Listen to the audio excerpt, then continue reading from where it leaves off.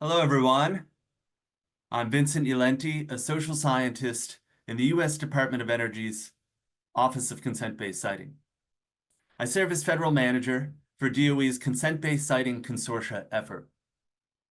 Welcome to Amplify and Elevate, expanding the national conversation on spent nuclear fuel. This is the fifth installment of our Consent-Based Siting Consortia webinar series. The recording of our previous webinar, which is called Successes in Siting, a DOE public roundtable, is available on our website, and you can visit our website at energy.gov/consent-based siting. For today's webinar, we're going to reflect on how to scale up, rethink, and broaden the national conversation on spent nuclear fuel management. The format is a facilitated listening and discussion session with a very unique and very multi-talented group of invitees and members of the Consent-Based Siting Consortia. Joining the discussion will be journalists, energy policy experts, social media influencers and science communicators, communications and advertising professionals, a documentary filmmaker, public engagement specialists, and many others.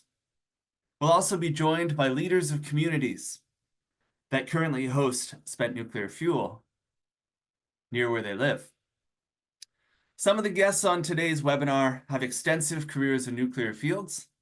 Others are new to engaging with the topic, and these are especially valuable. They give us an opportunity to see outside perspectives and help us steer the course forward as we try to make this issue reach new audiences and move closer to the center of societal discussion. The insights that emerge today will inform DOE's efforts to site one or more federal consolidated interim storage facilities for commercial spent fuel. However, before we open up this conversation, I want to introduce the new acting director of DOE's newly established Office of Consent-Based Siting. Her name is Marla Morales, and we're really lucky over at DOE to benefit from her leadership over the past few months. She's been a fantastic director for our program in her new role. So today, Marla will set the stage by providing you as attendees with some context around DOE's consent-based siting efforts, and we're really excited to have her provide some updates and insights into next steps in our program as we move towards a national call for expressions of interest in potentially hosting a federal consolidated interim storage facility. So without further ado, here's Marla Morales. Marla, over to you. Hello, everyone. As Vincent mentioned, my name is Marla Morales. I'm the acting director for the Office of Consent-Based Siting, and my office is responsible for siting one or more federal consolidated interim storage facilities using a consent-based siting process. The consent-based siting process is a community-led, community-driven process in which we're taking into account community perspectives, ideals, initiatives, and information, and incorporating them into the process of how you would site a facility. So what makes consent-based siting really special and why we're very excited to be here is it gives communities a voice in the room. It gives communities a voice in what their situation would look like in their location as we go forward through this process for siting a consolidated interim storage facility. This is not an immediate process. This is not a 1 or 2 year process. This is a long-term process and a long-term initiative from DOE to really be transparent in what we're doing, to information share, and to incorporate as many perspectives as we can. Now, that's a lot said, and in fall of 2025, DOE will be releasing a national call for expressions of interest. There'll be an opportunity for communities to raise their hand, not to say that they want to site the facility, but for them to say they're interested in learning a little bit more about that, a little bit more about what would go into a federal consolidated interim storage facility. Between now and fall 2025, we have a lot of things going on. In spring and summer of next year, we'll be releasing site screening criteria. That'll give communities an opportunity to read some of the criteria that they should consider if they want to know a little bit more. We'll also be releasing a consent-based siting process document, which will provide insight, into what the process has entailed so far, a little bit of the history, where we're at now, and where we're going in the future. There's going to be a lot of things coming out, a lot of moving parts in the next few months, but I'm really excited And the consortia has been part of this effort to go forward. They've been really investigating, laying the groundwork for us as DOE to understand the landscape of the communities that might be interested. So I look forward to this conversation. Thank you for joining us, and back to you, Vincent. Well, thank you, Marla, very much for your remarks. And today we're going to be asking a group of invited guests a series of questions that we frequently receive at DOE. And we're specifically going to focus on questions about how we can amplify and elevate the national conversation on spent nuclear fuel. This is essential as we move towards the national call for expressions of interest that Marla just laid out for us. So we're thrilled to see so many participants sign up for this group discussion. We have 15 confirmed guests with us today. And we also have representatives from DOE's Consent-Based Siting Consortia on the line, from the 12 project teams that were funded about $2 million each to raise awareness and build capacity and facilitate mutual learning about federal consolidated interim storage and consent-based siting over a 2-year performance period. So I'd like to extend a really warm welcome from DOE to all the invited participants. Thank you so much for joining the conversation today. So how's this going to work? Well, we're going to invite each of you to raise your hands in response to whatever questions that I ask as the facilitator or moderator that resonate the most with you as a panelist. To do this, you're going to use the Zoom.gov hand raise feature, and that can be found in the reactions bar at the bottom of the screen. And when you're called upon, you can unmute yourself from Zoom, but maybe give the comms team a few seconds to put you up and spotlight you so we can all see you from the audience. We have a couple hundred people on the line today watching this, so give them a few seconds to spotlight you so you can make your comment. We ask that everyone limits their responses to any given question to under 3 minutes, roughly 3 minutes max. If you go a little over, it's not the end of the world. But given this really high turnout, we want to make sure that we leave as much time as possible to maximize opportunities for as many folks here to weigh in as we can. If you prefer not to weigh in, and this is a unique quirk of our webinar series, that's totally fine as well. In this webinar series, listening and speaking are valued in equal measure. This is a fantastic place to sit and listen and learn, as well as speak and share perspectives. So with that said, an online public audience is invited to listen in and learn alongside of us. And the audience members have a lot to add as well. So we invite audience members to share perspectives with us at DOE in the Consent-Based Siting Consortia program. And you can do that via email. We have a special inbox made just for this, and it's consent-based siting at hq.doe.gov. That's consent-based siting at hq.doe.gov. So now I'd like to talk about some of the confirmed guests we have today. And I'd like to thank the following individuals for joining us on this call. We have Chris Brown, the mayor of Morris, Illinois, on the call today. We have Manuel Camargo, principal manager at Southern California Edison. We have Mike Casey, a talented communication strategist and the president of TigerCom. We have Armand Cohen, executive director of the Clean Air Task Force. We have Richard Fisher, a journalist who had an illustrious career at the BBC and now is moving to Aeon magazine. We have Kyle Hill, a top science communicator and very influential social media influencer. We have David Hoffman, a top conference producer who specializes in creatively bringing multifaceted groups together in business-to-business environments and other environments. We have Tom Jones, a senior director from PG&E, the Pacific Gas and Electric Company. Spent a lot of time working with Diablo Canyon. Chuck McCutcheon, a journalist from Axios, who has written books about nuclear waste topics. We have Nancy Norton, the CEO of the Grundy Economic Development Council, and that's in Illinois. We have Robert Stone, the Oscar and Emmy-nominated documentary filmmaker.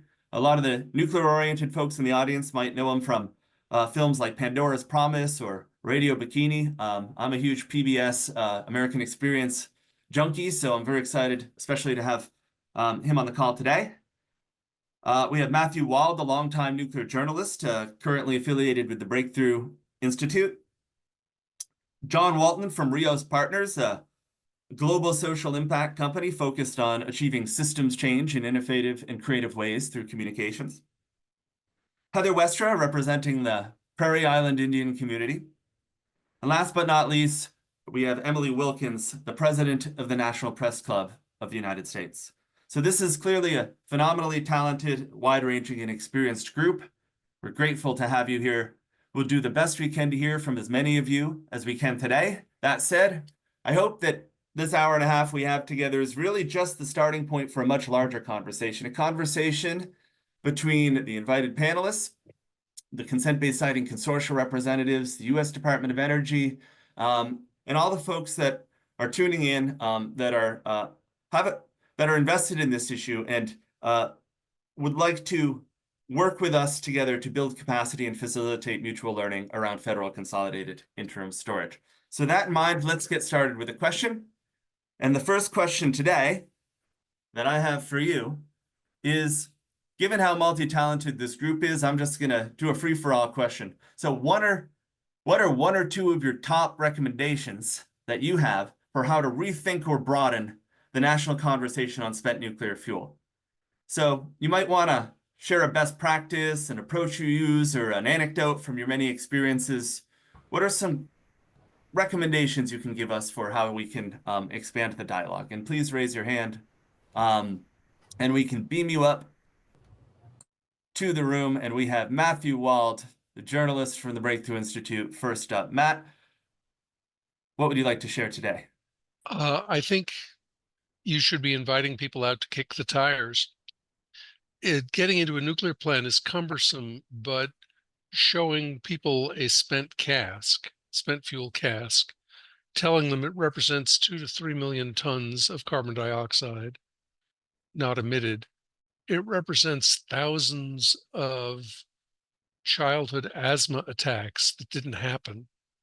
And it's pretty big, dumb, and quiet. Will change their opinion. It's not a pot of green goo bubbling in the background that people hide from. Thank you. We appreciate that. Heather Westra, could we get a perspective from the Prairie Island Indian community from the Midwest? Yep. Can you hear me?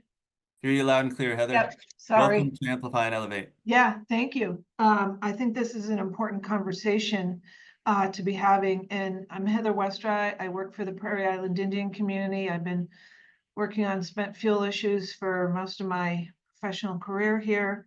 I'm glad to see the framing because I think it is a national conversation that needs to be happening. It's not just a local one. And I work for a tribe that's impacted by a commercial nuclear power plant that's right next door to them that stores waste on site. And, you know, for a long time, we've been kind of the lone wolf out there working, trying to educate Congress and the legislature on these issues. So if we can broaden the discussion, have a national dialogue, because I think it's important. And as what Matthew just mentioned relative to carbon reduction, you know, we're seeing more and more calls for new nuclear to help reach our carbon reduction goals. You know, that there's cost associated with that we all need to think about. We're looking at in the future huge energy demands that's got to be met somehow, and nuclear is looking more and more likely. And you know, we all need to be we all need to be aware, we all need to be part of the conversation. Thank you. We really appreciate that. So now we can take a view from Southern California around the San Onofre generating station and some of the decommissioning work that's been done there. There's a lot of conversation about spent nuclear fuel management and our program. So Manuel Camargo, could we hear from you? What perspective can you offer from your specific position and location and region in this national dialogue? Yeah, thank you for that. A couple of different things. I think at a very high level, you know, my 2 cents on this, on how to scale up and rethink, is to get organized and raise awareness for this issue. So we teamed with local governments, the county level government, a couple of years back, 2021, and formed a coalition. And the coalition and we are working toward a couple of key things. Raising awareness is one. This is an issue that I think kind of suffers from a lack of attention across the country, in different communities, including the communities around Southern California and the San Onofre nuclear plant. There certainly are folks who have taken a high interest. To Matthew's comment, we do provide public tours twice a month, actually. So our staff volunteers comes out on a Saturday, and folks can get a walking tour of the facility and get a view of the spent fuel storage facility that you see behind me in the photo here. But so getting organized is one. I think creating awareness is another. So the coalition has done a series of webinars talking about this issue. Some folks are skeptical about the concept of consent. So we talk about, domestic examples of consent, like the waste isolation pilot plant, different form of radioactive waste, but still an example of consent. And, using technology, webinars like this one, we've been able to host the mayors of places in Finland and Sweden, representatives of the Canadian Nuclear Waste Management Organization, to talk about, what is working there, what's working in Finland, what's working in Sweden. You may know that Finland is on track to open the world's first permanent repository for spent nuclear fuel by the end of this year. So, all under the umbrella of raising awareness. Another tack that we've used with the coalition is Heather mentioned the concept of working with the legislature, I think meaning the state legislature. And we did just get past a resolution that calls upon the federal government to perform.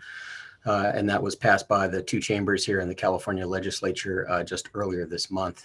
All really part of trying to raise awareness for this issue. So that coalition is called Spent Fuel Solutions, and it's the end purpose is raising awareness is important. But the end goal is to amend the Nuclear Waste Policy Act so that we can augment the DOE's current work on consolidated interim storage facilities to provide a path for the exploration of sites for deep geologic repositories here in the U.S. for the disposal of spent nuclear fuel.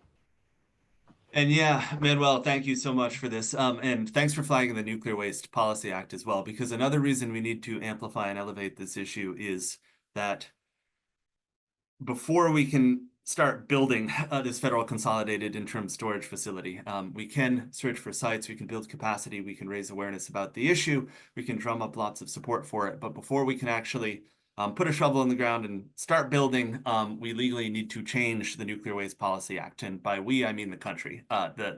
We have to get this change so we can push this forward. So thank you for flagging that particular issue, because part of creating a national dialogue is also to push for things like legislative change, which is necessary for solving the nuclear waste stalemate that we've seen for many decades right now. So thank you so much. So maybe we could hear from Chuck McCutcheon, who also has a very long, illustrious career writing about nuclear issues in all sorts of different formats. So Chuck, could you give us a view of what you've seen in your many travels, interviewing folks and working for various programs? Maybe you worked down in WIP, you wrote a phenomenal book about the waste isolation pilot plant, geologic repository for transuranic nuclear waste that's influenced a lot of people that I have read twice. So that's a good review. Thank you. So Chuck, welcome. And what would you like to share with the group? Well, thank you. I'm actually in New Mexico right now, researching an updated and revised version of the book that I hope to have out sometime in 2025 or 2026. I would just speak in terms of the news media and our needs. There is a tremendous task that you have ahead with building and establishing trust. And I know that previous seminars, people have talked about the fact that the DOE may not be the right entity to establish this trust because of its record, and that there should be a look at a new one. But in terms specifically of working with the news media, I do think that there needs to be early and active outreach. And I do think that you need to cast a wide net not just with the national media, but you have to specifically look to local journalists, local reporters, those that are left, local television stations, radio stations, and I would even reach out to people who are maybe who's cover these issues from a left-wing perspective or a right-wing perspective, whose views maybe are not in the mainstream. I think they all need to be brought in and at least made aware of what is being done. And the example I would like to cite, which I hope could be adapted in some form, is the DOE has had a lot of history of stonewalling, resisting information, things like that. Another agency that also had that problem was the FBI, and I covered Homeland Security after 9/11. And the FBI obviously was limited, very limited in what it could discuss about its efforts and activities. But the folks at the press office at FBI headquarters in Washington, I thought did a very shrewd thing. They would have journalists who covered them out once every couple of months for off the record sessions, happy hours, and whatnot. And they would be able to just learn who these people were, establish relationships, because really this is all about establishing relationships and building trust. And so I would encourage you to look at those types of techniques. The other last thing I'll mention is I was just last night and yesterday at a session in Santa Fe held by EPA on a WIP permit change request. And EPA, I thought, did a very novel and smart thing. It was an informal session. They had not just EPA officials, but officials from DOE, EPA, the state of New Mexico Environment Department, and Sandia National Laboratories.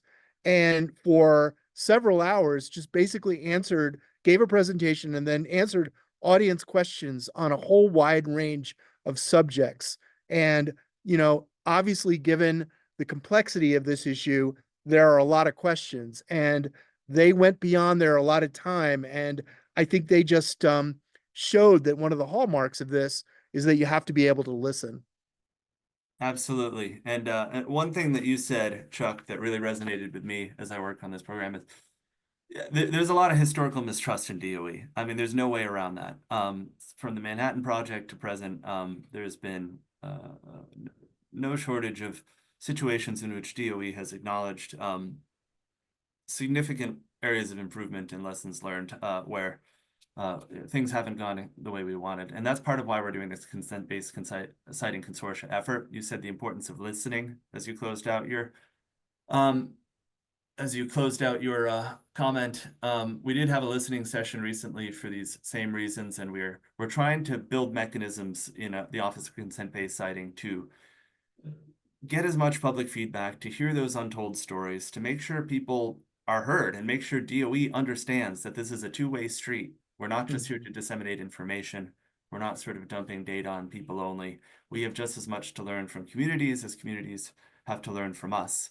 And that's kind of the heart of consent-based citing. So one thing we did, we hired 3 social scientists. One of them's me. I'm a cultural anthropologist at the federal level at the U.S. Department of Energy, but we also have teams at the national laboratories supporting us, hitting the road, doing interviews and listening to these perspectives, talking to people in communities that currently host spent nuclear fuel, doing surveys, doing polls, doing sort of long form, unstructured interviews with people from everyone from emergency responders to mothers to local decision makers.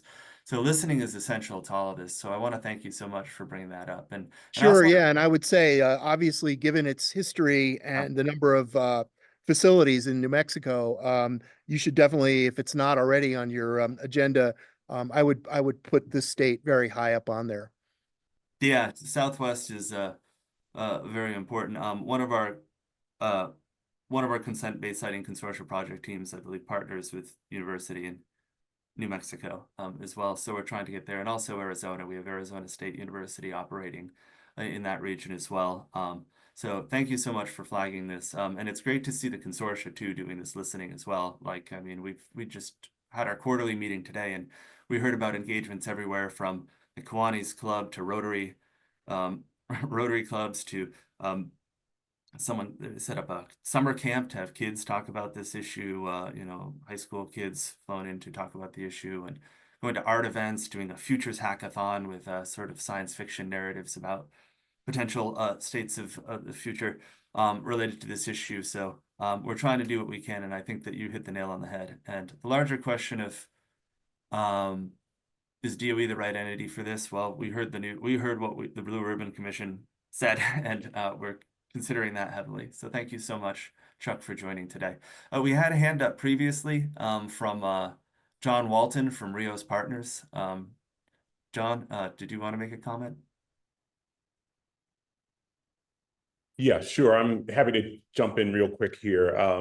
I just think, from our experience, because our work is largely around helping communities and people kind of use this process engagement to develop and work together on complex societal issues. And so for us, talking about the possibilities or the options that enable people to think about the trade-offs, right, for themselves is really important to help advance these conversations, especially when you talk about national and maybe even at the local level, rather than trying to manipulate them or guide them in one particular direction. That these conversations where you allow people to share stories and talk about the trade-offs from their perspectives is really impactful in terms of people really grounding themselves on issues and then be able to engage in a dialogue that's actually productive and helpful for the community. So instead of these pre-formulated answers, we love to put people in a space where they can actually have the discussion for themselves as opposed to kind of being talked to. So that would be the one kind of hint that I would lean into for broadening the national conversation. Yeah, I really appreciate that. Could you give a few examples of that by any chance? Like some concrete kind of anecdotes about ways that you've pulled this off? Because Rios Partners excels at these sort of things. So yeah, so for us, it's gathering, stakeholders, people from community, government, almost just like the panel that you have here today, that have perspectives that are varied, right, but still on the same topic. And we'll usually bring them into a room or into a space over a number of days or hours and invite people just to share these stories, right, and talk about the trade-offs that they see within their communities, and then use that as a foundation. And you can either write a little report coming out of it, or just use that, right, as almost the launching point to get further engagement from different segments of those populace that people represent. So for us, it's about just the hard part is finding time for everyone to sit down and to be able to listen and engage intently. And for us, that usually means carving off time and space that's separate from kind of my work sitting at my desk and doing my day-to-day job, because I get too distracted. But if I bring you in for a half a day, it seems the outputs are well worth the investment. totally agree. And so there's two issues there. There's not having time, being time poor, not having the time to attend something like this to discuss something like spent nuclear fuel. There's also the issue of just compensating people for the time. When I go to an event for DOE, I'm on the clock, right? So that's my job. When people from communities come out, they are kind of donating their time sometimes. So that's what's amazing about some of the work our consent-based siting consortia has been doing, compensating people for their time. So they'll do like micro grants for folks to show up to a meeting to compensate them for the time they spend talking to us about this. So we're really just happy to see that. So Tom Jones has had his hand up for a while too, from Pacific Gas and Electric. We'd love to hear from you, Tom. What's the view from your world? Thanks, Vincent. So as folks may know, we actually operate 2 dry cask storage facilities in very different regions of California. And to build on what both Manuel said and Chuck said, it's really about the experiences and the perception of the technology as well. We find that when we bring people out and we do unscripted things, like we've even included members of our engagement panel when we do physical inspections of the facility, and we take known folks of concern in our community actually to the facility, and they've stood next to the dry casks on the pad. And so we have to really create experiences and demystify the technology. People don't understand how robust the structures are. And we also need to be I thought John just mentioned, we need to be very careful about the perceptions of risk. And it's very different, and why I appreciate the consent-based siting approach. Voluntary risk versus involuntary risk has quite a different view.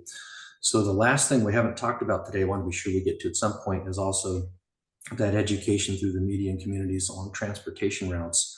Once we start to have communities that volunteer, because at least the communities will see potential jobs. They understand the role they might be playing. it is going to be more of a voluntary risk and acceptance decision for those communities versus someone along a transportation route that thinks this is a hazardous activity, doesn't know the success that there has been both internationally and nationally on transporting nuclear fuel. Yeah, one thing you said there really resonated is, demystifying the technology, right? Sometimes just seeing it is a way of realizing that this, and seeing the seriousness of the people working on a particular project. For instance, we just went to, during our last consent-based siting consortia quarterly meeting, we went to Charlotte, North Carolina, where we meet every 90 days with the consortia. We went over to the Catawba generating station from Duke Energy and got a tour. And it's just a way to see that, that this is, it looks different than often people have in their heads. The Simpsons has the green goo. It's a liquid, comes out, it's at the nuclear power plant. But I mean, these are pellets, they're rods, they're stored in these big concrete casts. It looks a little different than people say too. And I think that has an effect on people when they see it. It demystifies some of the media imageries around it. For So certain. thank you for bringing that up. Unless you have a follow-up on that. No. So we also have Richard Fisher, who's a really interesting journalist. I mean, he's been running the ship over a lot of the editing work at BBC Future for many years, and specifically focuses on long-term journalism and issues that might not fit neatly into the news cycle of the sort of hype cycles of social media and the media. Sort of slower moving scientific breakthroughs. So we're super grateful to have Richard on the line today. So Richard, would you like to share some perspectives about how to scale up the national dialogue on spent nuclear fuel? Sure. Sure. Yeah. Yeah, I guess just a couple of quick thoughts. Because one of the things that's occupied me over the past few years has been how do you encourage people to take a longer view? So I wrote a book about the long view, and that's how I first met Vincent. And that question of like why we should care about future generations is something that you can engage people on a policy and a politics level. You can talk about discount rates and policy decisions, for example. But in my experience, people often want to engage on using a different language. And one particular project that I've been working on as part of a network in Europe over the past few years is a network of art projects that are seeking to encourage people to take a longer view, but like doing it through kind of art projects like building a pyramid in Germany that'll take 1,200 years to finish, a kind of the Future Library in Oslo, which is a kind of project conceived by the Katie Patterson, an artist who invites authors once a year to submit a manuscript that won't be published until the year 2114, and it'll be printed on trees that are growing outside of Oslo. And there's many of these projects, and this network has recently got together, and we're hoping to do an exhibition at the UN in New York in the coming months. And that kind of, I guess the reason I raise it is it's not directly about nuclear spent fuel, but my point is that art and culture is often a way in. It's a way to communicate in a way that is not technical, it's not policy, it's not political, but you can speak a different language and you can attract a different cohort of people. So that's just one thought. And then the other thought was just to put my European and British hat on, to look beyond the US borders. I came across a photographic project recently that was a British photographer who actually went to France, where many people live alongside nuclear power stations, and he had grown up kind of skeptical about nuclear energy and reading about Chernobyl and everything, and he went to meet the people in a little village called Saint-Martin-en-Campagne, which is near Dieppe. His name was Ed Alcock. And as part of this exhibition called France Before Their Eyes, he published this series of photos where he just went and met the people, profiled them, their stories, and they live near the nuclear power station of Penly, and they many of them are quite. He was to his surprise, they were quite nonplussed about the fact there was a nuclear power station next door, and they told their stories. They talked about the fact that the government might hand out iodine in an emergency situation, but they also talked about the extra taxes that the nuclear power stations pay, and the really nice swimming pool they have, and the ice rink in the town, and just it's just a way of communicating their particular stories, and I realize it's like they will have different concerns in France compared with in New Mexico. Every place has its own concerns. But there are places around the world where there could be lessons to be drawn, connections to be made. So I just would point out there's a whole world out there beyond the US borders where some of these questions are being considered too. Yeah, and strongly agree. Thank you, Richard, and extremely eloquently put. So one of the things that our social science program and water program does is look at exemplar studies, right? Exemplary studies of citing circumstances that have happened for various types of facility, nuclear, solar, hydro, et cetera.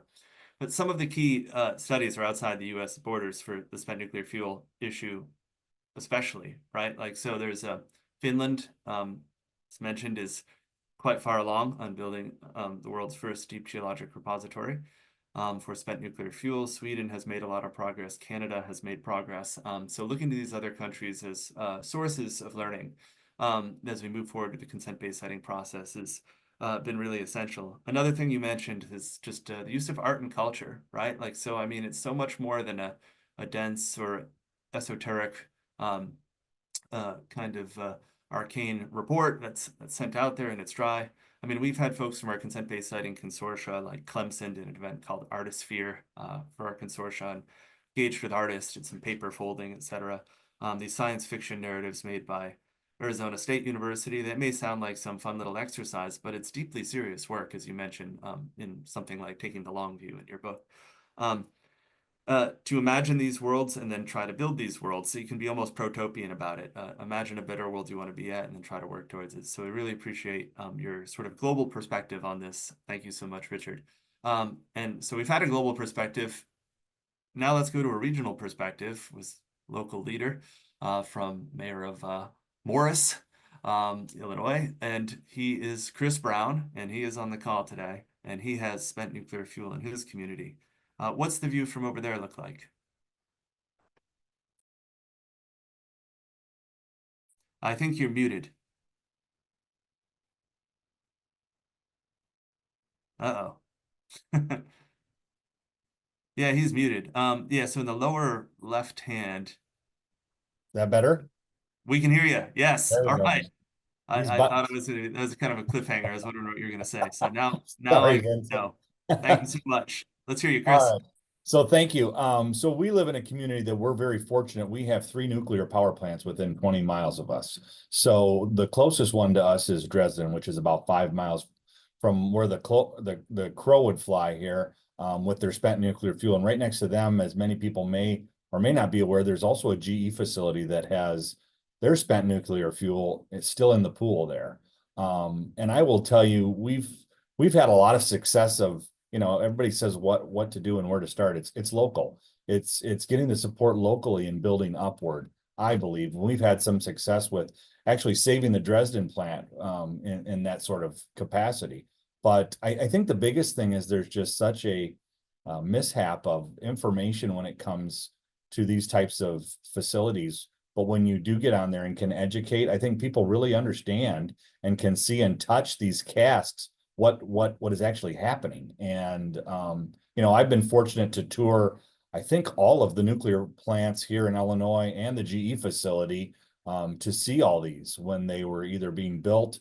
I saw Braidwood, the pad was getting poured, and then did a follow-up. And a lot of it is just communication, I think, and letting people see and touch and building organizations that support it to express the views, not only to other locals, but your legislator as well. And we obviously benefit a lot from what they provide locally, but one of the things I think that also helps is the employees that actually work in these facilities, and they are neighbors, residents of our areas that actually help push the messages out as well. And they're a huge part, I think, in what takes place, with what happens in those plants. So obviously tours, education, touching and feeling are big, but it's the employees make a huge impact as well. Yeah, thank you so much. Extremely well put. Maybe we could hear a perspective from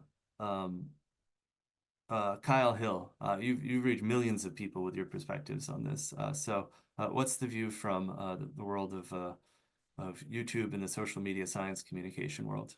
Yeah, so thank you all for having me. I'm always honored and humbled to be around such a accomplished group of professionals, and thank you all for tuning in, of course. So I was just touring Dresden actually last year, and my point, working with the DOE directly, which was very cool for an organization to do for someone who works on the more social side of things. I specifically wanted to make a video about nuclear waste. And what I wanted to do was attack the pain points that people have about nuclear waste that many of my colleagues here have already mentioned. So I asked them to let me go and kiss one. And so I was literally putting my money where my mouth was. That video has been viewed over 1 million times, has 10,000 comments on it. And the reception has been overwhelmingly positive. Now, to that end, I want to point out that everything that we've discussed so far has been kind of first order, as I would say, where we do need more education, like I try to do. We do need more community involvement and just actually touching these things and seeing how robust they are. But from my perspective, I think I'm the most viewed pro-nuclear person on YouTube, I get rapid feedback from tens of millions of people every month. And what I see is that young people, young people especially, are mostly on the same page here. We don't have the historical memory of Fukushima and Chernobyl and TMI. It seems like they're on board with nuclear. And so in addition to just broadening the educational effort, I think from my perspective, the government, other entities, consortia could go on the offensive, to be honest. By which I mean, nuclear has what I call a plane crash problem, where there's almost no plane crashes. They kill almost nobody ever. And by and large, airplanes are incredibly safe. But when a crash happens, it's very visceral and it makes the news. Similarly, that's what happened with Fukushima and Chernobyl. But this obscures the car crash problem, which is there are 40,000 people that die every year on our roads, and we accept this because it's the price of doing business. Now, I liken if plane crashes are the nuclear industry, then car crashes is the fossil fuel industry to me. I think we need to re-highlight the car crash problem in terms of fossil fuels versus nuclear energy, where we can say that this is no longer the cost of doing business. This is no longer tenable to have millions of people a year die from fossil fuel related pollutions, to have one person die from fossil fuel related illness before I finish this sentence, about every 6 seconds or so, if you do the math.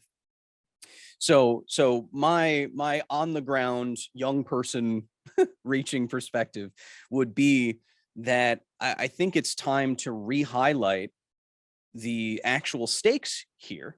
And as Matthew pointed out at the beginning of this call, for everything nuclear that we do, we are removing something fossil fuel that we do, or mitigating something fossil fuel that we do. And I know I'm over time here. I'll just say one thing.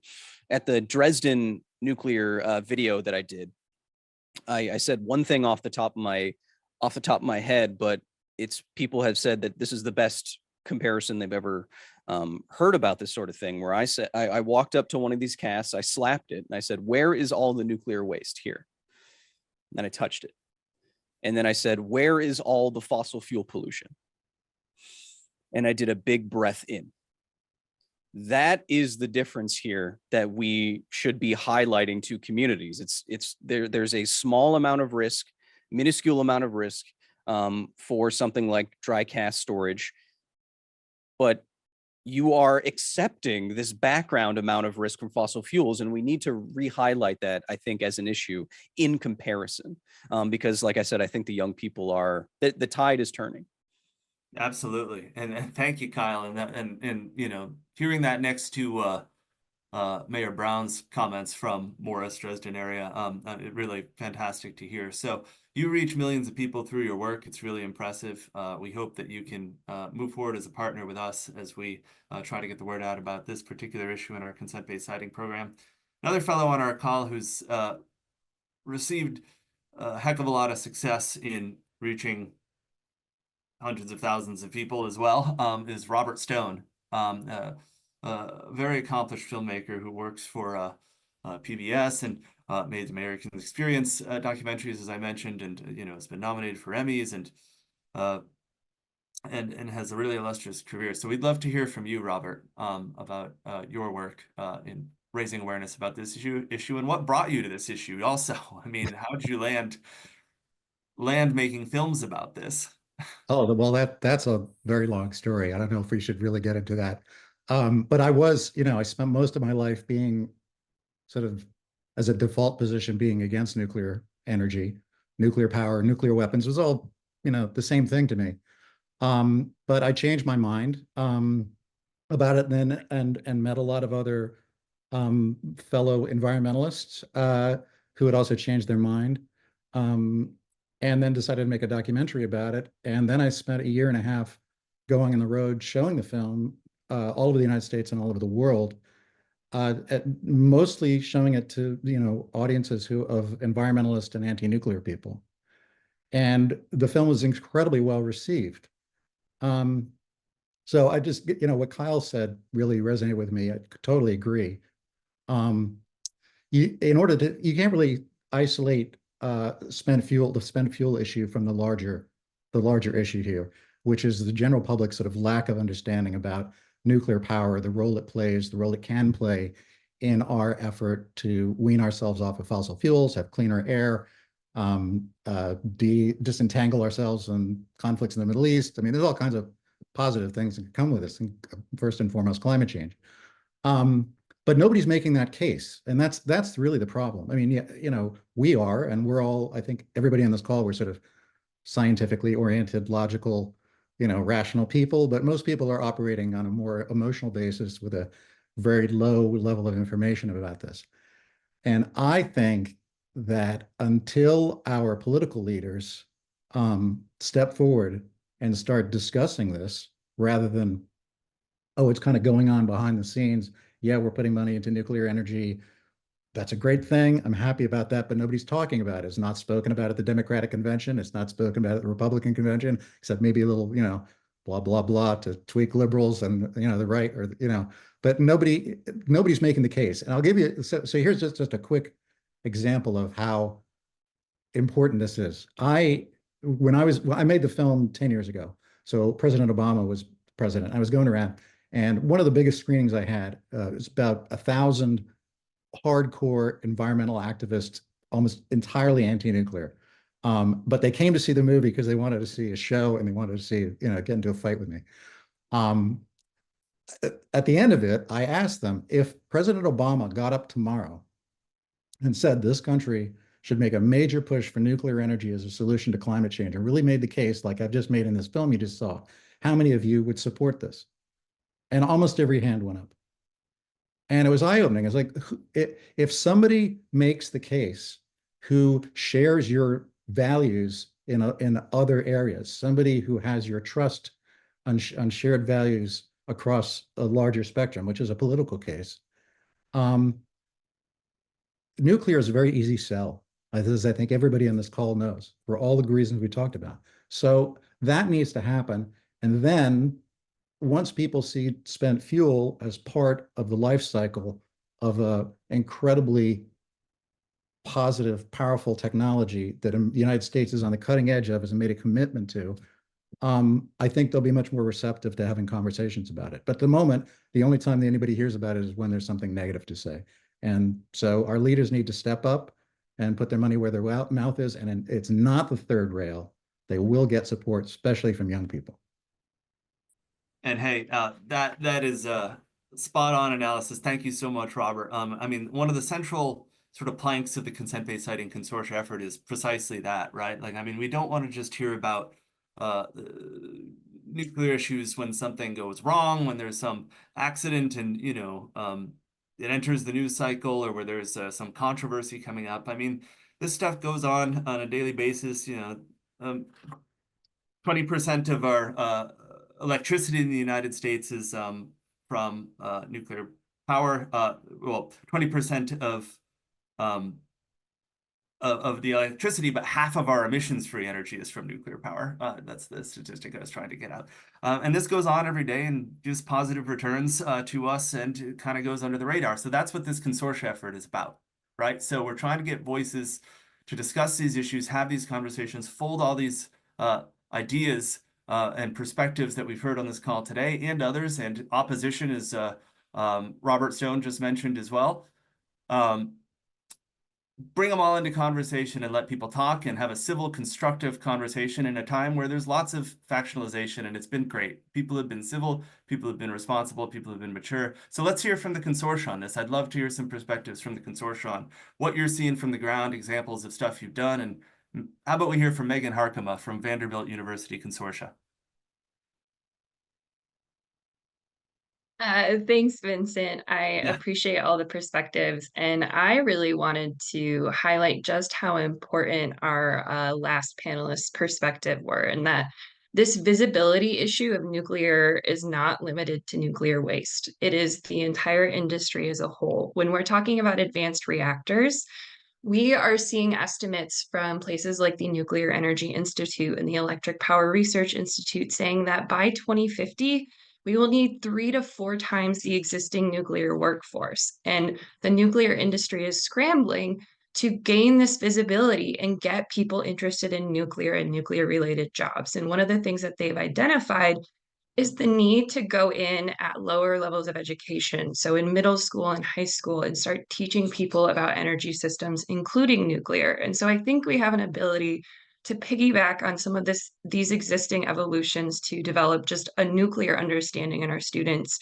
and gear that toward nuclear waste as well. And I think this is really valuable for this concept as well when you start thinking about the long-term perspectives of spent nuclear fuel storage and disposal. We need this capacity and this visibility of nuclear waste conversations and the ability to critically think and discuss these topics in this generation and the next. So by getting in at low levels of education and starting to teach students about these facts, we have the ability to start to instill that capacity in the younger generations.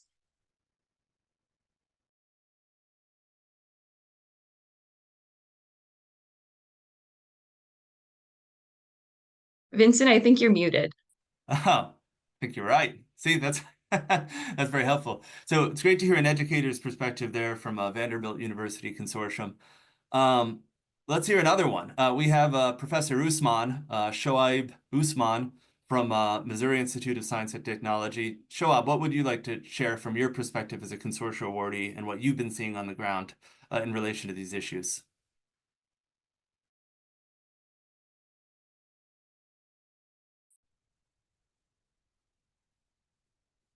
Shoaib? Yeah, I got on mute. Okay, now you're unmuted. I did it too, so I failed to unmute yourself. Now here we go. Let's do it. I'm from Missouri University of Science and Technology. So there's little difference. There is no institute. The other thing that we have with nuclear is we have a lot of baggage. It started with something destructive. We all know it. It was the Manhattan Project, making a bomb, and then left behind a lot of legacy waste. So that baggage, we have to somehow decouple nuclear power with that baggage. And that's the challenge that we are seeing at this time, that we have to somehow decouple that. And we have been able to do it to some extent with NESS, our other team partner from St. Louis University, working with communities with legacy waste. So that's a challenge that everyone who you talk to, they will start the conversation with this baggage. And the second thing that we need to do is to separate the issue of new nuclear power from existing nuclear power to the used or spent nuclear fuel. Because even you are for or against expansion of nuclear power, this spent fuel has to be somehow dealt with. There is no way we can run away from this problem. So if we can, again, separate the issue that we are not talking about expanding, you may be against expansion of nuclear power, but as of now, we are talking about solution to the spent fuel, which is on the side. Yep. So these are the challenges that we are faced with. And that's where I will stop. Thank you so much. And views from the universities are essential here too. Not just, we've heard from journalists, we've heard from people working on the ground in communities, representatives, university perspectives have a crucial role to play, especially as Megan Harkema from Vanderbilt noted, when it comes to bringing this message to the next generation. Jim Olson from RPI, Rensselaer Polytechnic Institute, has done some work related to this too. Set up a summer camp, I believe. Is that right, Olson? And I think you're muted too. Okay, am I good There we now? go. All right, we hear you loud and clear. We'd love to hear your perspectives absolutely. from your consortium's work. Yep. Yeah, thanks for the nod, Vincent. As a career-long person inside the nuclear industry, a lot of the messages being said today resonate strongly about getting out into the communities and people that aren't engaged necessarily with nuclear. And one of the struggles I've had personally is how do you bridge the gap between this kind of mysterious concept to understanding at the high school level. So we at RPI have created a novel way to teach the fundamentals relevant to nuclear reactor operations, nuclear waste, without having to deal with the messy math and complex concepts, just a bunch of hands-on magnets, BBs, rolling some dice games, etc. So yeah, into July, early August this year, we invited 25 students from, well, we invited a lot. We selected 25 students from across the country. Even one from Australia attended. And we went through this and had a nice discussion, a couple days. And at the end, we had the students give like a mock presentation to the Department of Energy and simulating, they were asked if they were interested in hosting a community facility. And one of the interesting things we found is for the students that were from communities with no nuclear exposure, many of them felt like they might be missing out on an opportunity simply because no one's having the discussions. So not even getting into the space of pro or nuclear problems, is just they're not even exposed to the opportunities. So that was very fascinating. We have a lot of data and insight, and we plan on sharing that as much as we can in the coming meetings. Thank you so much. Maybe one more educator university perspective. Lindsay Schiller-Nichols is from our Clemson University consortium, working in the consent-based siting consortia. And you've done some fantastic work. You were involved in the artisphere and some of the art engagements that I mentioned previously, and here you are right now. So, Lindsay, tell us about what you've been up to and how that contributes to this larger discussion. Thanks for asking. So I had popped my hand up earlier, but then the conversation shifted. But I did want to touch on some of the art and culture activities that we've been working on, because we really go at it from two perspectives. One is, and I wrote it down so I wouldn't forget. One is engaging with people in our community with a mutual purpose. And so we try to engage with people, not to push an agenda or to sway someone's opinion, but really to just learn something about one another and leave that conversation having learned something. And we've found that engaging through art is really been able to help us in that. The other part of our focus on art and culture, nuclear art and culture, is in training our students and the future nuclear workforce to help teach and build empathy and critical consciousness. And so we want our scientists and engineers to leave being able to talk to people and have the ability to understand someone else's perspective. And so that, I think that's a really important part of including the art and culture along with some of the technical aspects when you're sharing out with folks. Couldn't agree more. I mean, if you come out with sort of facts and statistics and you know, a government document or a flyer, if you hand that to someone, they may or may not react much to it. But I mean, if you add empathy and relationship building and listening and careful, sensitive, empathetic conversation with that person, hear where they're coming from, hear about their world, hear what brought them to this issue or why they've been skeptical about the issue, and then start talking about some of the scientific findings about this, you'll find that people suddenly open up and might even make the, the pivot that, Stone talked about earlier on the call, Yeah. which is, in the environmentalist community, a lot of people have changed their minds. If you read things like the Eco-Modernist Manifesto and some of the stuff coming out of the Breakthrough Institute, et cetera, people change their minds. I think you also, when engaging, we found that we need to be honest with ourselves and with the people we're engaging with about what our quote unquote agenda might be.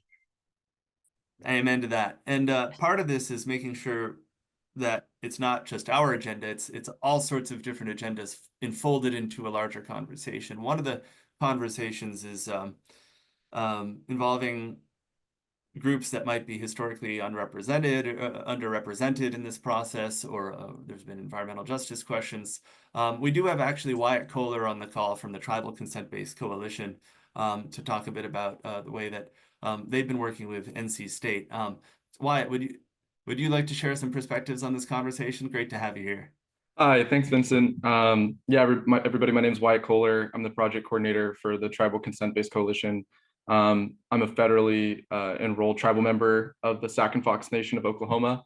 When I came into this project and with our founder and CEO, Scott Lathrop, who's Northern Chumash, we were trying to figure out how do we talk to tribal people about this, because Scott shares a unique perspective in that his tribal lands, kind of like the Prairie Island Indian community, are on a reactor site, Diablo Canyon's reactor site. And he's somebody who leans a little bit more on the pro-nuclear side because he sees the environmental benefits. Because as tribal people, one of our core tenets is like, let's get, maximize with minimal, leftover waste, right? Minimal footprint. And nuclear has a lot of these things that would really appeal to tribal people. But as we all know here, there's this long and storied history with that.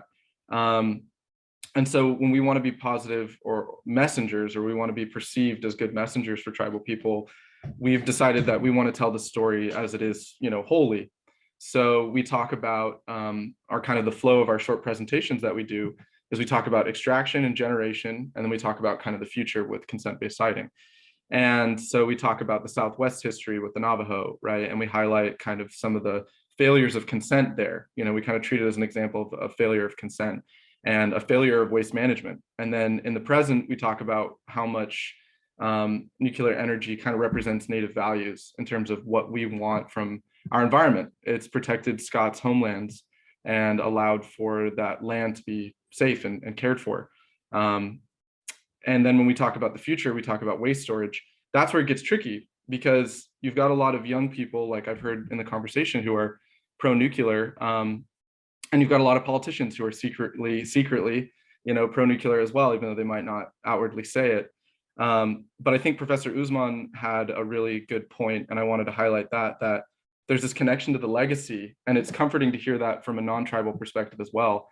For tribal people, I think something that the whole public should get behind is, supporting the waste cleanup on those tribal lands, because we have this long legacy. Like, Kyle Hill was saying, how you can kiss a cask, but when you have all this waste material that's left behind and people are affected by the radiation exposure, it almost kind of cancels it out. So it's like, even though you are pro-nuclear, there's still this legacy there that affects the overall industry, So we've been talking to all kinds of tribal people, and we've been trying to just say, hey, you need to be in the conversation, whether or not you're pro-nuclear or not. And it's difficult as a tribal person because I see a lot of the benefits that nuclear has to offer. But in many ways, the federal government and various companies aren't making it easy when they're not protecting sovereignty, or they're not owing up to the things that they need to do to restore, right? So there are some companies that are doing some really breakthrough technologies in land remediation, and I think in the future we're going to see those yield some really impressive results. And the reason why I bring that up is, like, that's another form of waste. Maybe it's not the waste we're talking about from the nuclear power plants, but to the general public, they don't have such a great idea on how to differentiate those two, right? So when we talk about waste management, they're also curious about the history, and that history is kind of a ghost for all of the United States, for energy, for public, for federal, right? So what I've learned through talking to all these groups for nearly the past year, public and otherwise and tribal, is that if we could do this waste cleanup thing and we could find support for it, that would benefit everybody, you know? Yeah, and one powerful thing you said there, I mean, sometimes you can't even have the conversation about spent nuclear fuel or consent-based siting until you address some of these historical issues. You might show up thinking, say, if you're DOE or someone part of a consortia, thinking you're about to have a conversation about spent nuclear fuel from commercial nuclear power plants. Well, for instance, I was in Colorado recently, and it was very hard to talk about that until you listen to people's stories about their grandfathers working at the Rocky Flats plutonium production plant for nuclear weapons, and right. You hear stories about beryllium exposures. You hear stories about sort of other things that have happened there historically, and then you have to listen to those stories because they're part of the story. I mean, it might be a different part of DOE that Right, is a different related to DOE, that, but yeah. to the public, DOE is just one big entity. So super important that you flag that, and glad to have so many partners out there in the U.S. engaging from different perspectives as well. Kara Colton from Energy Communities Alliance is one of the leads for one of our consortia, and she has a lot of experience dealing with communities that have DOE and energy-related facilities nearby. So, Kara, we'd love to hear your perspective as a consortia awardee engaging with these very issues. Yeah. Yeah, thank you, Vincent. I also wanted to say thank you so much for the last comments about the legacy. The Energy Communities Alliance works with the local elected officials and community leaders in those communities that have hosted the Department of Energy's federal nuclear facilities. And so we have long been part of supporting the national mission, like those communities and those tribes around Rocky Flats, and very much are concerned about ensuring that that cleanup is done. But I would also add that we're a great source. Folks that have been around these nuclear projects in the past are a great source for communities that may be considering new nuclear missions or potentially hosting a CISF, to talk to these communities so that you can really understand, what is it like to have nuclear in your backyard? What's it like to be working with the federal government and have the federal government with a project in your backyard? And how do you maintain some level of agency in decisions that are being made? And then more importantly, who else is going to be impacted by these kinds of decisions? Is there a shared vision for that community, that tribe, that region, that state? What does that vision look like? Is everybody on board? And what role does everybody have to play? Because everybody's perspective needs to be coming into this decision-making process in order for there to be real support that is enduring over time, because these projects, as have already been noted, are multi-generational.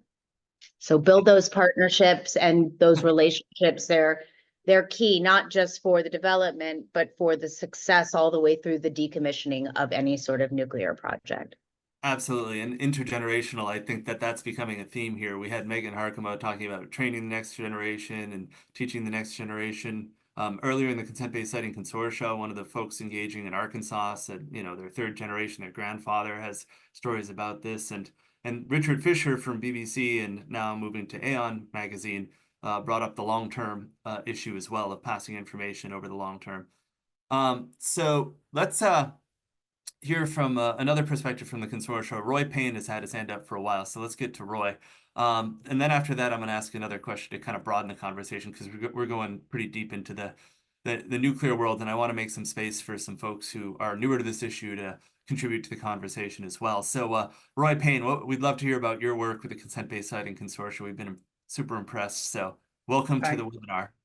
Thanks a lot, Vinny. It's been a fascinating discussion, and there's been so many issues that have been picked up, and I just want to pick up a few of the thoughts.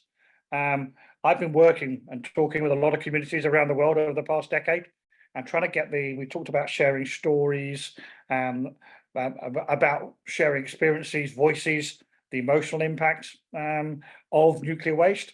I've always had the impression that we always look at it in terms of communities. It's very geographic, very small, very atomic. And those communities often will feel the federal government or their national government arrived with all its agency and all its authority. And And actually, there is a need potentially to think about this much more broadly and much more in a global context. This is not an issue just affecting the United States. 40, 50 countries are building repositories, have a nuclear waste issue. And then maybe we should need to think about it in terms of generational terms, the way in which climate change, the environment, and the issues don't necessarily need to be seen as local issues. You have to address them locally. But if they're part of a wider movement, I was quite picked up by Carl's work and talking about the generational aspects of it, that maybe we need to start thinking, or is there value in thinking of this as an issue alongside climate change, alongside environmental change? They weren't driven by political leadership. Political leaders followed what became a generational desire to bring about change. And I mean, Wyatt made a very important point here that, you know, and also did that the waste is here. We need to clean it up. We have a responsibility, and therefore, no matter how we message it, I think there's an important view here of building networks of communities, thinking generationally, because even if we start appealing to the young people now, these are intergenerational projects. We need their support for the next 50, 100, 150 years, and it needs to be embedded in our community, in our social way of thinking. And that's what our consortium is trying to look at, is how do we share that knowledge generationally and across borders.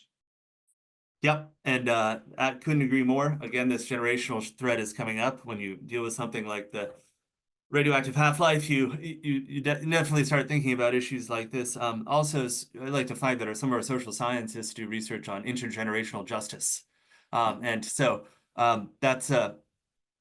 that's become an important issue, sort of internally as we work through this issue as DOE to try to respond as sort of empathetically and responsibly and justly as possible to this nuclear waste issue. So, like I said, we've gotten pretty zoomed in to the nuclear waste issue, but we do have plenty of folks on this call who just have broad media experience in all sorts of ways. So let's broaden this a little bit with a new question, right?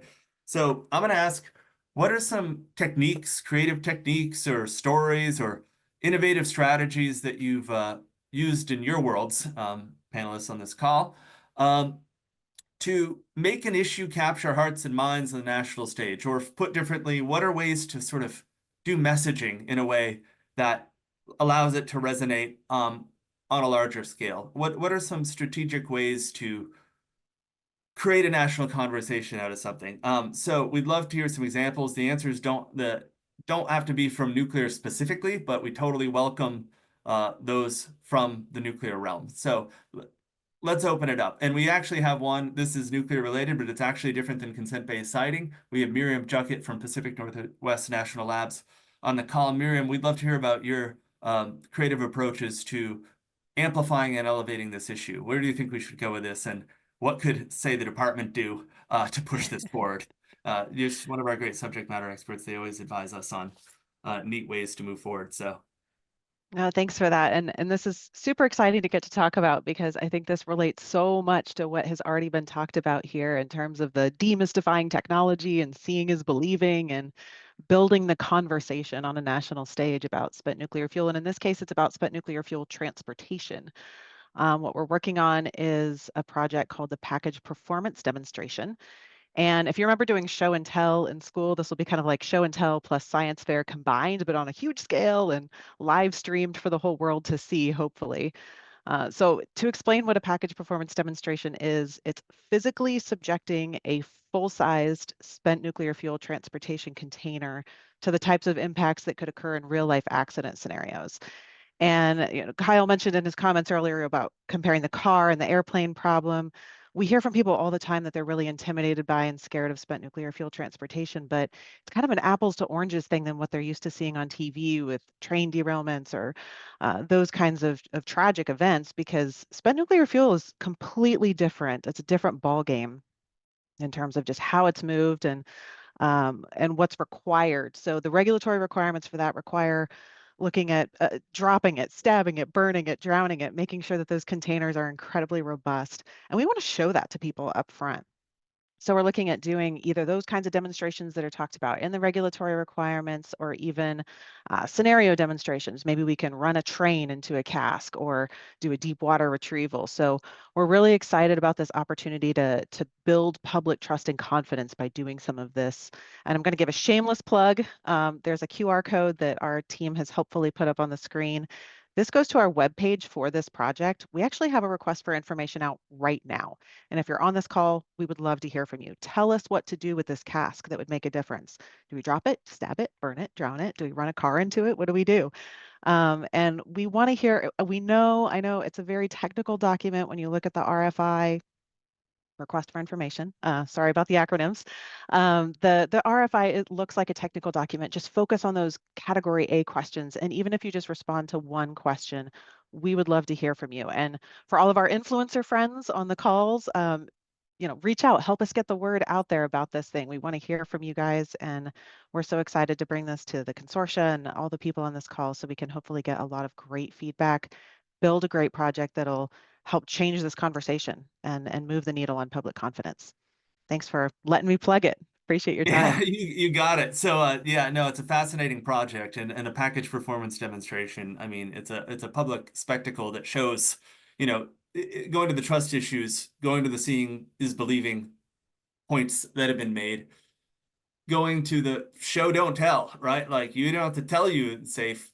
Look at it. Watch Come us see it have it yourself. burned, etc. See it yourself. So thank you so Yeah. much for that. We do have some other folks on the line. Paris Ortiz Wines works with the NC State Consortium, and you have some perspectives on making these issues reach broader public audiences as well. And it's great to have you on the line. So hey there, Paris. We'd love to hear what you have to say today. Yeah, hi, Vincent. I just wanted to add, I've been doing nuclear advocacy for the last 5 years, and one of the main things that I was struggling with was the waste. And so for us, I was like, hey, I want to get a tour of a nuclear plant. Luckily, we were able to, and there was an industry. I got to take a picture. I was the first one that hugged a cask and got to put it on Twitter, and it went viral. And I think similar to what Kyle said, people don't know what it is. Being able to go up and close to one of these cans is so important. I mean, once I saw it, it was like, oh, that's it. Like it just didn't seem like the monumental issue that it was made to be. And, I think there's an opportunity between the nuclear industry as well as us, this like third party, right? Like science communicators and engagement coordinators is, sometimes it's really hard to even get a tour at a nuclear plant.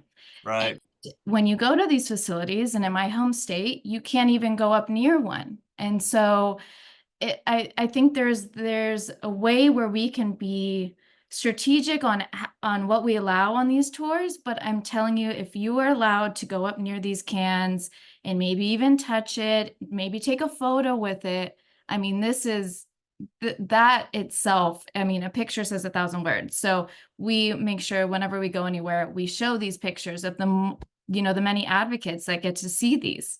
So I think there's an opportunity between us, friendly audiences, as well as the public and the industry to work together to open it up a bit more. I mean, if it's closed off, it gives the impression that there's something to hide. And I know that's not the case.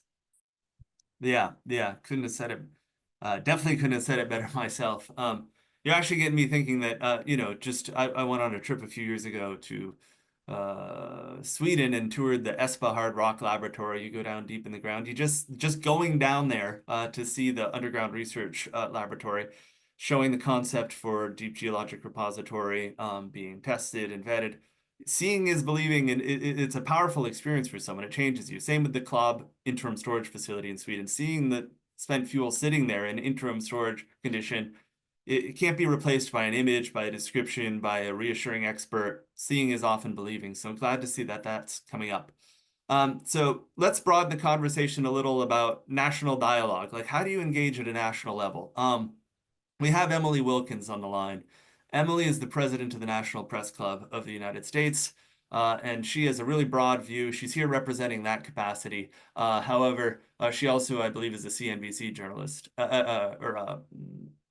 reporter. So let's hear your perspective, Emily, from your many years of work in the world of press and media. Thanks News so media. much, Vincent, and Yes. apologize for all the background noise. I am on a shoot today in a location, so I'm in a Starbucks. So hopefully the coffee ambiance does not get too loud. But no, I'm probably one of the least educated folks on this call when it comes to nuclear and nuclear fuel, but I can definitely talk from the press perspective and the national media perspective. The National Press Club is a group of 2,500 journalists and communicators, including freelance, including newer media sources, including traditional media sources and legacy media. And I think kind of what's key when you're thinking about engaging with journalists on stories like this is, number one, I think there is a lot of hunger for journalists to tell new, interesting visual stories. I think it was Paris who kind of made the point that if you have that good visual, if you can show journalists something, if you can get them access, that's all good things. And to not be afraid to talk to reporters, to, you know, make sure to talk with them about how you'll be quoted, how you'll be presented, what the angle of their story is. Ask us a ton of questions, just like we asked you. And no, I think when you're pitching reporters, the one thing that we'll say in this industry a lot is we want to know the so what. So there's a new tool for, moving, transporting some of the spent nuclear fuel. Okay, so what? What does this mean for our readers, our viewers, our listeners? How can I actually translate this into someone's day-to-day life? And I think if you're able to include that in your conversations with journalists and other media professionals, you'll be able to get a lot more folks who are interested in what's going on. I will also say with CNBC, I cover Congress. And one of the stories that I actually covered, I think a month or so ago, was the passage of the ADVANCE Act, which of course is paving the way for more nuclear fuel and nuclear energy here in the United States. And it was one of those things that it was so weird because it passed in like a bill and like the title of the bill was like fire safety or something like that. And then everyone like dug in and we're like, wait a sec, there's a whole new bill in here.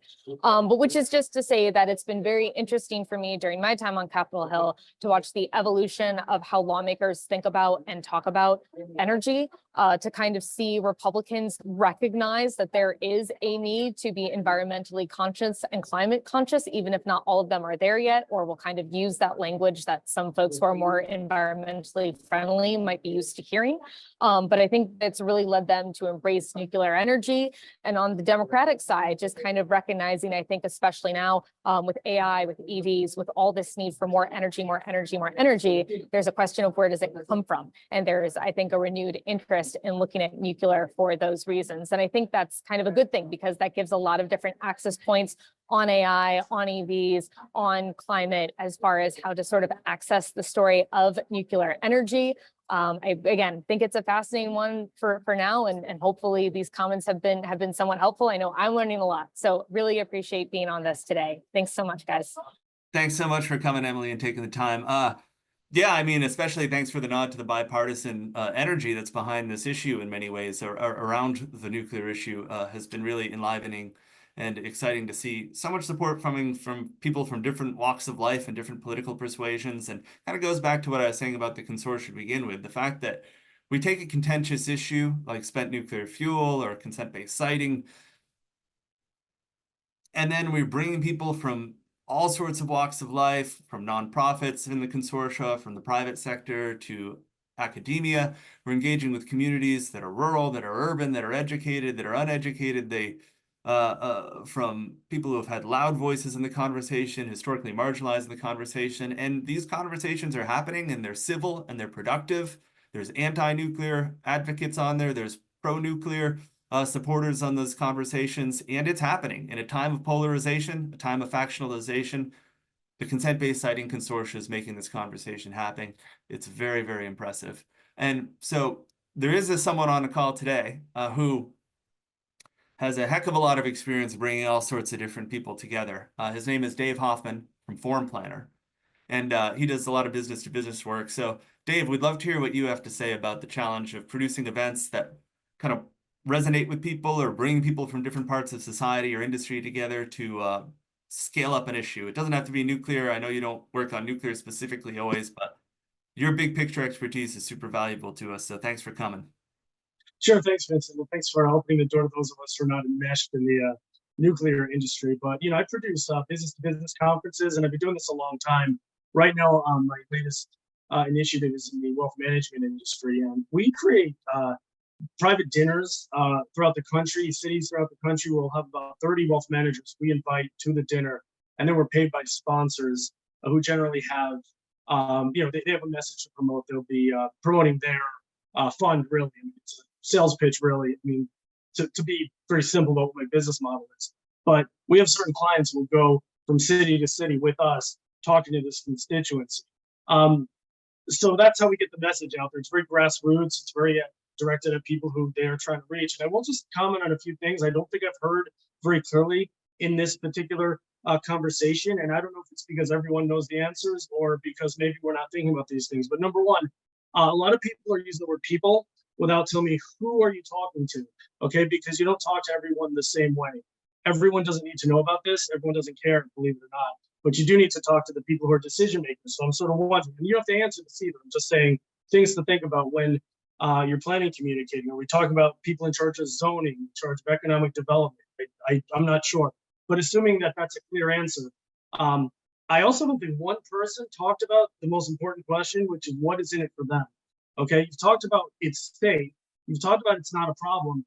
That still doesn't tell me why they want it in their backyard, right? You can, I'm fairly certain a pool table is a safe thing, but I don't play pool and I would not put it in my living room, right? Why would I do that? Well, maybe there are advantages. Maybe there's tax advantages to having the nuclear fuel there. Maybe it brings jobs to the location. Maybe it, I don't know, maybe there's a land swap. Sometimes they can remediate other land for putting the things there. I'm just putting this stuff out there, not knowing. I'm always coming into a situation like this looking for a cheat sheet to come up with a new conference idea. So those are the two things I would need to hear a lot clearer, because I could put together a dinner in cities around the country with this message going out there if I understood why are they taking a few hours out of their time to come listen to this, because the answer for what's in it for them. And the final piece about this, and I won't take any more time, but I would like to hear a laundry list of what else are they concerned with, because that's how you tie that into a conference. And it's not you're just trying to push your message out there, you're facilitating dialogue. Are we talking about ways to bring new jobs to this particular region? And one of them is we're going to open a nuclear plant there, just for example. Well, then suddenly it becomes it's on the table. And the safety stuff you guys already have out there. Those questions are there once you have the conversation going. Once you have the conversation going about what's in it for them, what problem you're solving for them, the safety stuff is almost like you're halfway to getting what you want. I hope that's helpful. I'm speaking from an outsider, but those are just some of my thoughts. Yeah, thank you. And Dave, that's fantastic you brought that up. Who are you talking to? We keep saying people. We got to specify people. There's no one big we. There's no one big they. There's all sorts of different stratified, different types of groups and communities, and it's site specific. And as we start doing that national call for expressions of interest, it's going to become even more site specific. So trying to figure out that community A might want something and define consent totally differently than community B, or want economic benefit, this economic benefit, where the other one's more interested in that one. One's concerned more about this, and others more concerned about that. One's excited about this, but there's political blocks over here. Those are the things that we're going to try to parse moving forward. Another thing you said is kind of interesting too. I mean, the whole idea of this is to amplify and elevate this issue as we move towards the expression of interest and make this, because it is a national issue in many ways. We spend fuels at 70 plus places across the country in 30 plus states, and a lot of these sites just don't even have nuclear power plants operating at them anymore. They're shut down sites. So it is a national issue in my view. It's not always reflected that way in the media. So this discussion is valuable, but another view is maybe it doesn't need to be a national conversation. Maybe it's just local to where this issue exists, and maybe the conversations need to be had under the radar, and maybe the Blue Ribbon Commission amply amplified this issue to the extent it needed to be. So that's a perspective we've actually heard here and there before. So I'm really grateful for you to flag that question of I would just like to clarify, it's not just the location, it's the role of the person. Like is their job outside what is being built here? Like that's the person who needs to be involved in that conversation. I know a lot of people, I don't want to contradict all the experts for the press and getting the message out there, but the person who said, if Barack Obama had said, we need to support fuel, just remember, before you do that, before you go make it that, if a presidential candidate says we should do something, you are just begging the opposition to create a reason why the opposite. Should not be doing that. And then you won't even be able to answer it because they're not listening anymore.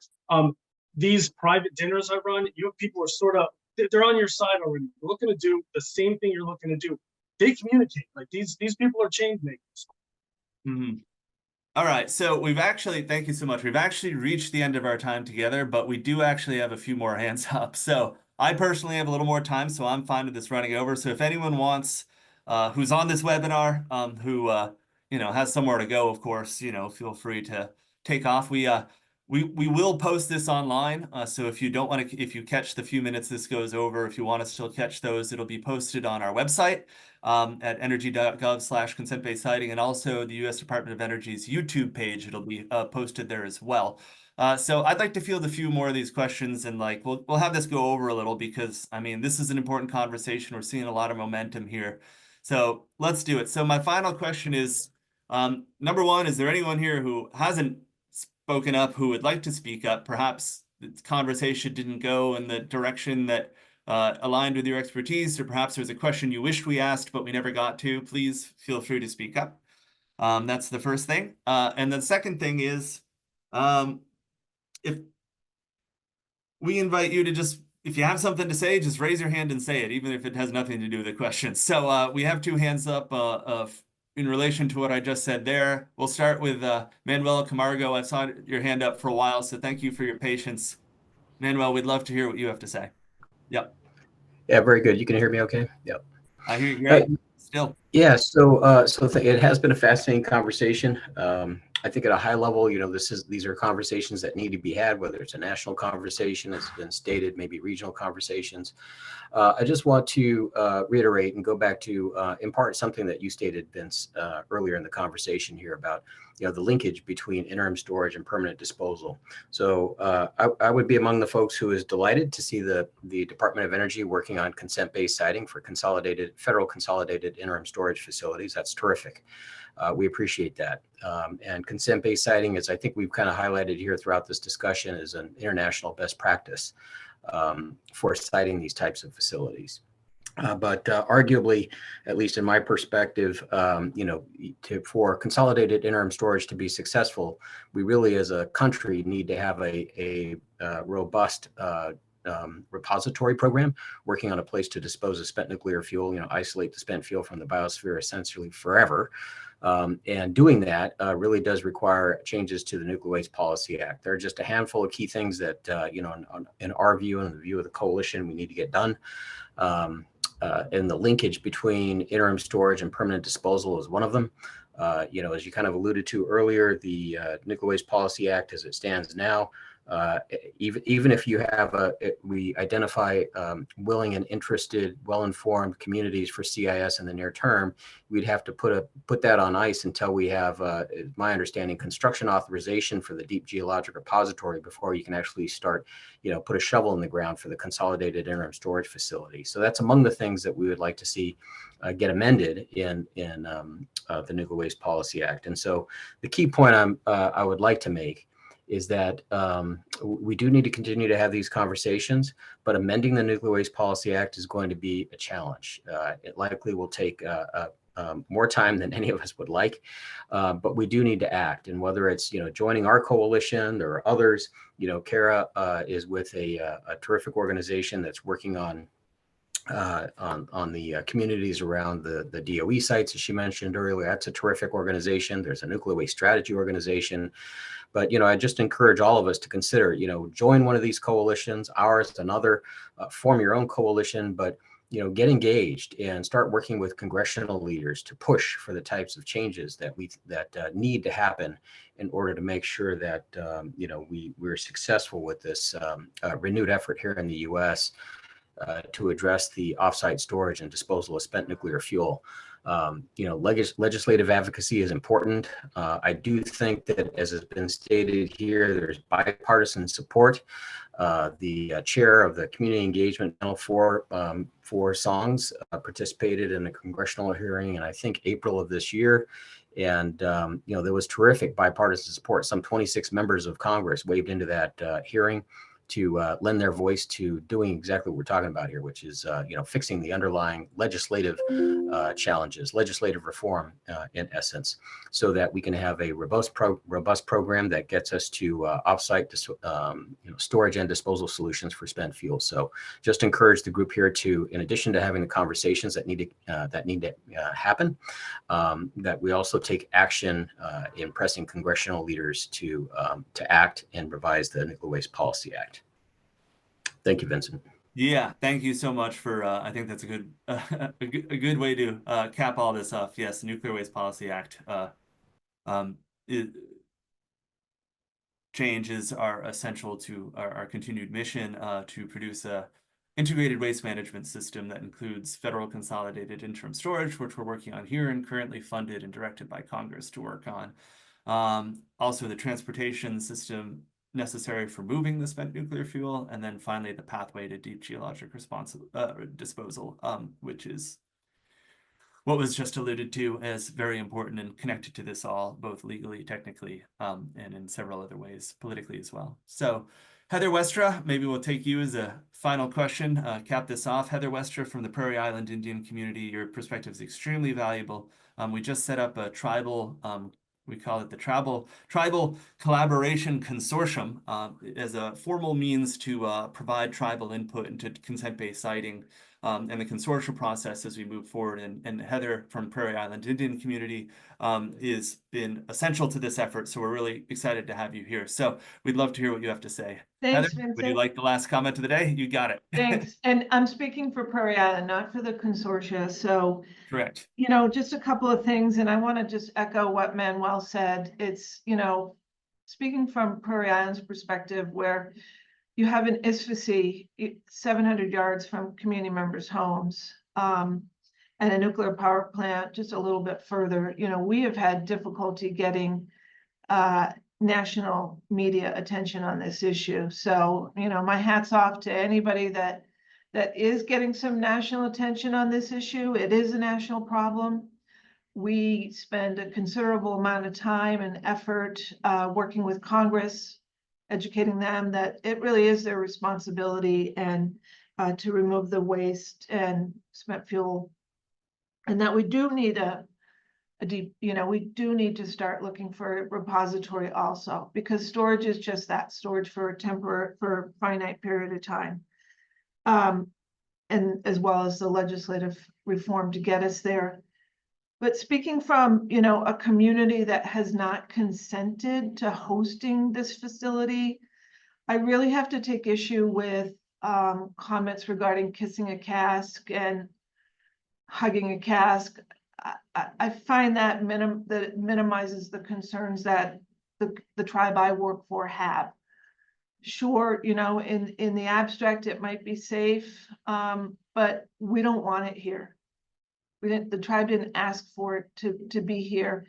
And there are a number of communities across the country in the same boat that didn't ask for it to be in their backyards. And Prairie Island it's the closest community to any spent fuel facility. So I just ask that choose your words carefully when you're speaking in a national forum like this. So that's my final word. Heather, that's extremely powerful feedback, and we really appreciate that moving forward. One thing that kind of stands out when you say that, I mean, we're talking about making this a more national issue. In many ways it is. I mean, people always ask me, well, would you live in a community that had spent nuclear fuel? And a lot of people do and don't even realize it. I live right near, I live in Northern California, actually working remote for DOE headquarters. And I have the Humboldt Bay shutdown site that no longer produces nuclear power. Humboldt Bay Independent Spent Fuel Storage Installation over here. So, I mean, it's a regional issue for us too. There's community interest and voices we've heard for wanting it out of here as well. So the not in my backyard issue becomes sort of an issue of the 70 plus places that never really consented to host this in their backyards for the long term in the first place, and making action on this. And I think that the conversation we had here today is a very, very strong step forward, bringing these coalitions together, hearing all these different voices. We might not necessarily agree. We just heard, for instance, one perspective about how to raise awareness, another perspective on this might not land right. having these conversations in the same room together respectfully and civilly is the way forward. And that is the mandate of the Consent-Based Siting Consortia, and we're proud of them for it. So we've reached our end of our time here together today. There's so much animated conversation in this room that it went over. So I'd just like to say, hey, thank you so much for joining us. This is incredibly important to us in the Office of Consent-Based Siting in the U.S. Department of Energy. But if you have additional perspectives to add that exceed the bounds of this conversation, reach out to us via email. The address is consentbasedsiting@hq.doe.gov. Should be up there on the screen. We will read those and digest those, as we always do after these meetings. And we appreciate your interest in consent-based siting, and we look forward to more engagement with the future, in the future about this issue. And so thank you all for attending. Thank you from the U.S. Department of Energy.